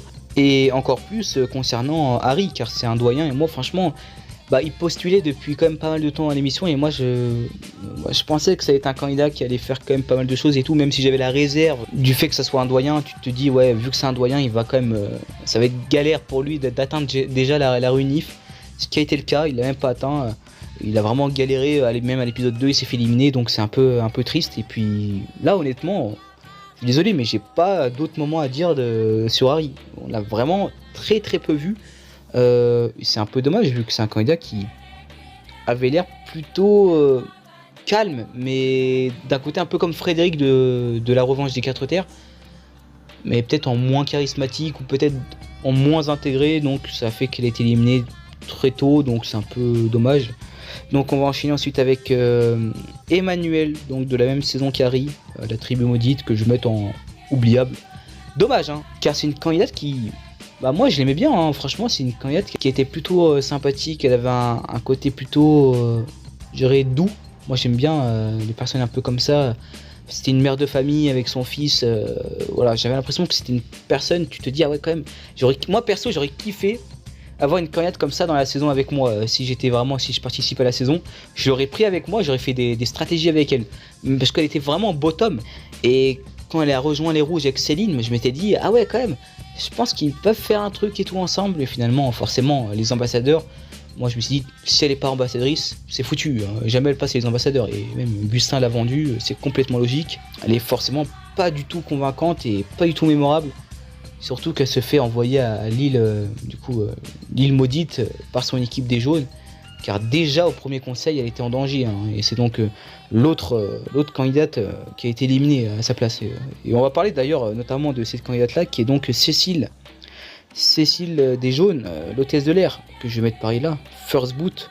D'ailleurs, First Boot, profil, beaucoup les gens ils disent... ouais, elle a le profil First Boot, je m'y attendais et tout. Honnêtement, vu les portraits, moi je pensais pas que ça allait être complètement First Boot. Moi je pensais que ça allait être un peu une candidate à la Elodie du Feu Sacré, ou ce genre de candidate qui allait pas forcément faire la réunification, mais qui allait être un peu marquante quoi. Bah pas du tout, éliminée dès le premier épisode. C'est complètement fait bouffer par les autres personnalités qui étaient un peu dévorantes, c'est vrai, hein, quand t'as des Lola qui ouvrent bien leur gueule, ou quand t'as des Hugo et Frédéric qui arrivent dès le premier épisode qui font un peu une carrure quoi. Donc elle était vraiment au second plan et elle s'est fait éliminer car pas forcément la plus intégrée, et dans les épreuves c'était pas forcément ce qui suivait, donc First Boot on va dire classique. On va enchaîner ensuite avec donc Pauline, donc de la Revanche des 4 terres. Pareil, pour moi c'est pas convaincant, oubliable même, avec son portrait de sirène et tout, un peu comme Cécile. Moi je pensais que ça a été une candidate pour le coup, elle allait plus loin que Cécile, quand même, épisode 6, elle s'est fait blindside sur un collier. C'est un peu dommage cette élimination, c'est vrai, mais c'est pas forcément un profil que j'aimais bien. Quand Maxime l'a défoncé là, j'étais complètement d'accord avec lui. C'est le genre de meuf qui fait parler pour rien, qui piaille. Moi, c'est vraiment le profil qui m'agace un peu, franchement. Et quand c'est fait éliminer, moi j'étais content, je crois. J'étais content quoi. Donc pas méchante, mais un peu, je pense, un peu chiante sur les bords quand c'est un profil qui parle beaucoup, et donc parfois ça en fait un peu trop. Moi j'ai pas été trop fan de Pauline. Après ça reste un profil assez présent comme dans la saison en pré-réunif, mais qui va être oubliable. Je pense dans les prochaines années on va carrément oublier Pauline, vu qu'elle a pas déjà atteint la réunif. Et puis c'est un peu dommage, c'est vrai, hein. J'aurais bien aimé qu'elle atteigne la réunif, comme ça elle aurait, j'irais, implanté l'équipe des Bleus, et elle aurait été un peu plus forte cette équipe là. Mais bon, Andrea qui joue son collier, qui élimine Pauline, voilà. Elle qui est toujours sur le carreau, qui veut faire bouger les choses, elle élimine Pauline quoi. Ok. Bon, je pense que vous aurez compris que j'étais pas trop fan d'Andrea, mais bref, en tout cas Pauline, Osef on va dire. On va enchaîner ensuite avec Mohamed. Mohamed, c'est Osef aussi, hein. Franchement c'est pas ouf, hein, Mohamed. Mohamed c'est complètement oubliable. Qu'est-ce que tu nous as fait, Mohamed? Franchement, profil qui paraissait tellement intéressant, tellement fort dans les épreuves et tout, mais qui finalement on s'est rendu compte que mentalement c'était chaud. Niveau survie, c'était très compliqué pour lui, donc voilà, ça s'est avéré une évidence. Il s'est fait éliminer à l'épisode 5. C'est quand même assez tôt, avant Pauline quand même, hein, franchement. Dans cette saison, j'ai remarqué il y avait quand même beaucoup de profils masculins qui ont été éliminés très tôt dans le jeu. Et pas que des profils masculins First Boot, hein, vraiment des profils gros gaillards, hein. Benoît, Mohamed, Mehdi, quand même des Alan aussi, bon ça c'est sur abandon médical, mais quand même beaucoup de gros sportifs qui sont éliminés très tôt, et Mohamed en fait partie, car apparemment il était pas fort niveau mental, et il s'est fait blindside, éliminé sur le collier de Naïs. Ce qui m'énerve un peu, c'est qu'ils ont même pas les couilles de voter contre Mohamed. Parce que j'avais l'impression qu'ils avaient envie de l'éliminer, mais qu'ils voulaient éliminer Naïs quand même. Alors qu'elle avait un collier, Naïs. Enfin, voter directement pour Mohamed. Alors, enfin, je comprends pas trop, mais bref, en tout cas, éliminé sur un collier, mais même en soi, je pense pas qu'il aurait tenu un peu plus longtemps dans le jeu. Il aurait été éliminé au prochain conseil, quoi. On va donc enchaîner ensuite avec la prochaine candidate, et c'est Jessica de la même saison. Franchement là, pas trop convaincu. Après, c'était pas un profil non plus complètement fantomatique. Voilà, je trouvais qu'elle avait quand même sa petite part de responsabilité. Elle a même complètement lâché son équipe des rouges. À la réunification, elle est vraiment allée avec les bleus, et même on voyait que Noémie, Gaël et tout avaient une espèce de rancœur envers elle. Enfin, c'est vraiment une candidate qui s'est consacrée à son équipe des bleus, et bon, pour le coup, elle s'est fait éliminer sur une épreuve éliminatoire. C'est un peu dommage d'ailleurs. J'aurais bien aimé voir comment ça se serait passé si elle n'avait pas été éliminée sur cette épreuve-là. Car ça aurait été une bleue de plus, donc ils auraient peut-être pris l'avantage avec la trahison de Maxime. Mais bon, en tout cas, ouais, profil pas trop marquant, qui est éliminé notamment aussi sur une épreuve éliminatoire d'une façon assez classique. Mais bon, voilà, profil de mère de famille qui n'est pas forcément mémorable.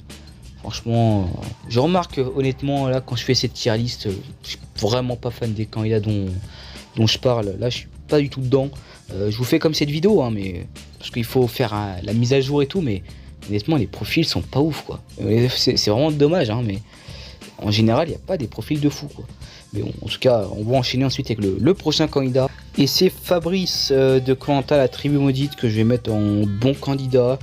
Pas forcément exceptionnel, voilà, il faut le dire, mais ça reste quand même un candidat qui avait quand même plutôt des choses à raconter, quoi. Au début, premier épisode, le mec se plante complètement à l'épreuve d'immunité. Il vient devant tout le monde, ouais, éliminez-moi, j'ai raté, je mérite pas de rester dans l'aventure et tout. Il nous fait un speech complètement débile où il se met en victimisation totale. Finalement, le pire, c'est quoi? C'est qu'au fur et à mesure des épisodes, en pré-runif, le mec commence à se lâcher, commence à devenir un anti-héros. Enfin, ça commence à devenir marrant, quoi. Le mec commence à clasher Lola et commence à faire le vénère et tout. Enfin, c'était plutôt marrant, mais bon, il avait un peu la dégaine du gars qui allait pas forcément faire grand chose, et il était pas forcément ultra mémorable, mais ça reste comme un candidat qui, pour moi, on va dire, voilà, il était quand même présent, quoi. Il était quand même intéressant à l'écran, divertissant, pas forcément fort socialement, et même dans les épreuves, pas le plus impactant, et même au niveau de la au niveau de la survie, il était quand même fort. Au niveau de la survie, il avait quand même des belles capacités. Après, il s'est fait éliminer comme ça au premier conseil de l'éducation sur une boule noire. C'est dommage. Honnêtement, j'aurais préféré voir Sarah éliminée, ça aurait été ciao direct. Et autant avoir un Pagonjin, autant avoir du coup plus de jaunes possible pour avoir des espèces de trahisons ou une espèce de camp qui se serait formé. Finalement, ça n'a pas été le cas, mais en tout cas, c'est un candidat qui, pour moi, est bon, mais qui n'est pas non plus transcendant. Mais ça reste quand même un candidat assez sympathique de cette saison. On va enchaîner ensuite avec l'avant-dernière candidate de cette tier list, de cet épisode. C'est Sophia, que je vais mettre en bonne candidate seulement. Alors j'aurais pu mettre la même en très bonne candidate, franchement, si j'étais un fan de son profil, mais honnêtement non, je suis vraiment pas fan de cette candidate là. Mais il faut dire honnêtement que c'est une candidate qui a quand même plutôt bien joué, surtout stratégiquement, elle m'a plutôt étonné. C'est-à-dire qu'elle a quand même fait des beaux coups stratégiques, notamment l'élimination de Frédéric et l'élimination de Maxime au binôme. C'est-à-dire que deux coups qui se suivent qui étaient pas mal quand même. Mais ce que je comprends pas trop, moi, c'est que c'est des coups qui ont été faits mais finalement pour rien, vu que tu retournes avec l'équipe des jaunes. Et pour le coup, je suis pas trop convaincu, car pour moi, ça aurait été peut-être meilleur de potentiellement sacrifier ou un Lies ou un Thibaut et garder potentiellement une Cassandre ou une Cécile un peu plus loin, ou même un Gustin, ou même éliminer Gustin, parce que j'ai l'impression qu'elle n'est pas forcément très attachée à ce personnage. Enfin, je trouvais que parfois il y avait des choix qui se comprenaient pas trop. Pareil avec Charlotte, hein. Charlotte c'est pareil, mais Sophia, voilà, moi c'est une candidate qui m'a un peu comme Charlotte, elle m'a un peu saoulé, j'étais pas trop fan. Après, c'était pas complètement comme Charlotte, où Charlotte c'est vraiment j'arrive pas trop, Charlotte c'est compliqué, mais Sophia c'était un peu plus discret, quoi. Mais on va dire que c'est pas forcément pour moi une candidate qui me marque complètement. En fait, c'est des candidats et candidates qui, dans cette saison, ceux qui restent jusqu'au bout, ils me désespèrent, quoi. Mis à part Ilyes, c'est peut-être Thibaut. Le reste, je suis complètement pour moi c'est complètement la ramasse quoi. Je suis pas fan. Donc Sophia, pour moi ça casse pas trois pattes à un canard, même si on va dire que c'était un profil qui honnêtement, objectivement avait plutôt bien joué. Voilà, il faut le dire.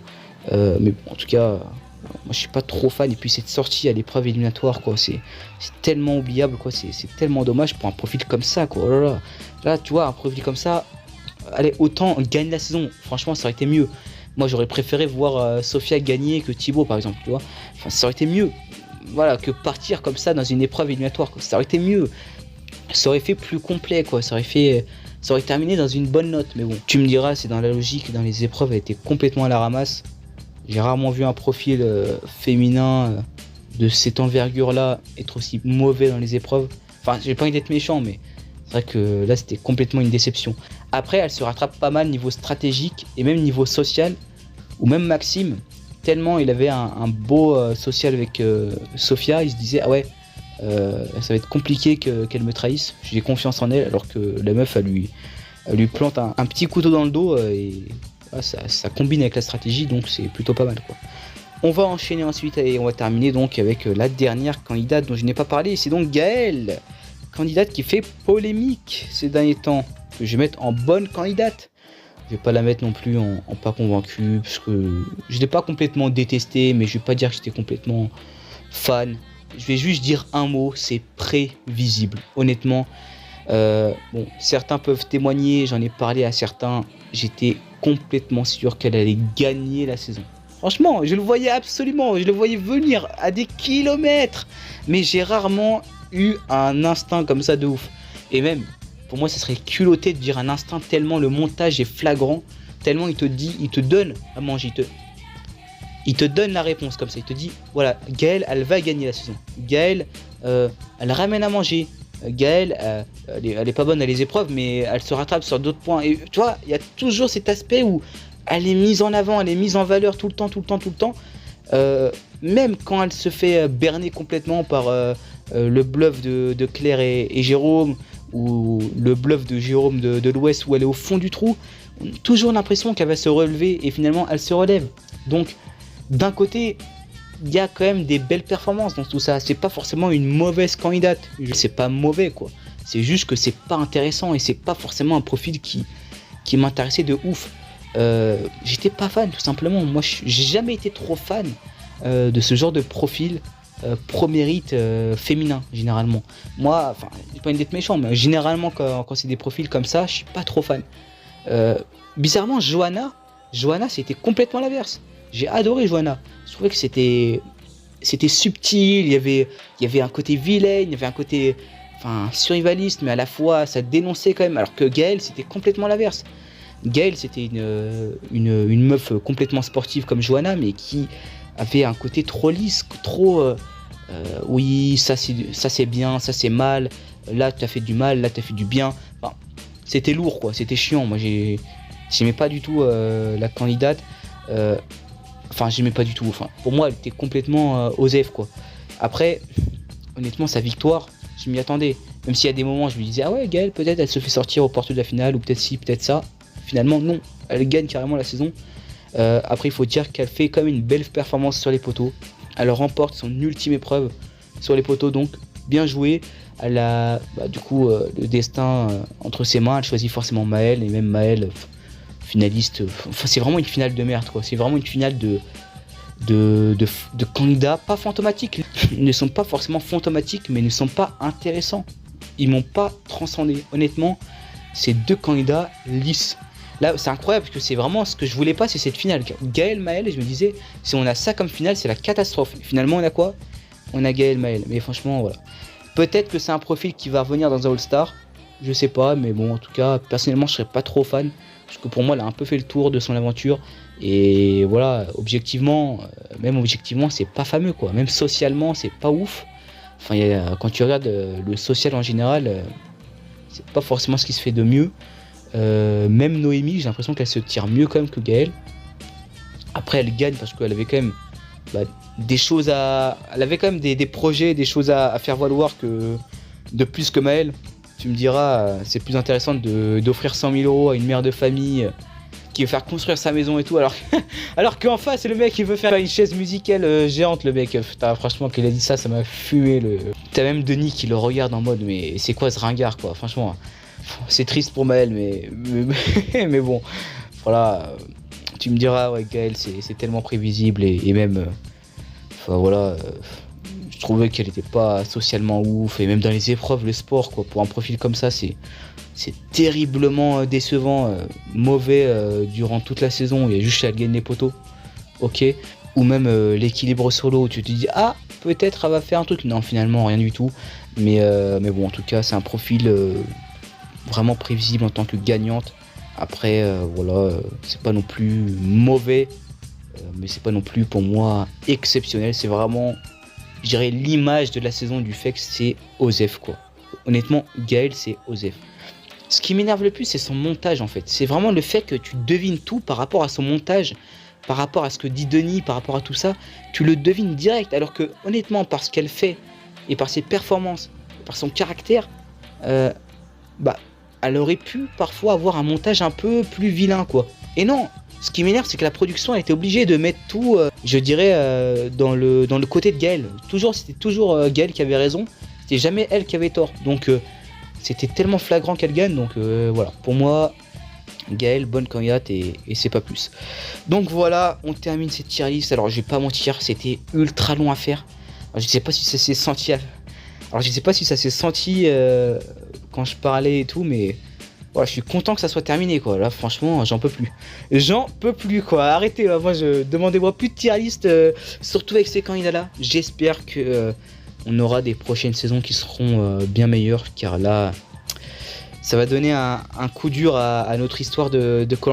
Moi qui pensais qu'on avait un nouvel âge d'or, honnêtement, avec la tribu maudite, déjà que c'était compliqué. Là, avec cette revanche des 4 terres, pour moi, là, c'est compliqué, quoi. Limite là, c'est en train de lancer une mauvaise période voilà, de koh. Et j'espère que la prochaine saison sera au niveau au moins aussi bien que les chasseurs d'immunité. Au moins, pas mieux, mais au moins. Allez, moi je vous dis à la prochaine pour de prochaines vidéos. Allez, salut!